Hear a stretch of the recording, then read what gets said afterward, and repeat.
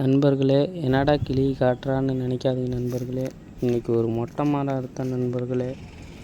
அதில் கிளி இருந்து இறந்து போச்சு நண்பர்களே.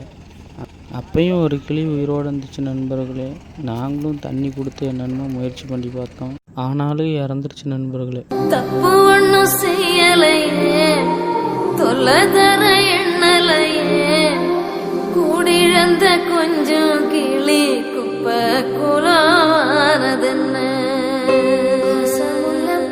துள்ளி விளையாடலையே, தோல் சாஞ்சு தூங்கலையே, பள்ளிக்கூடம் போகலையே, பால் நிலவ காங்கலையே, என்ன தந்த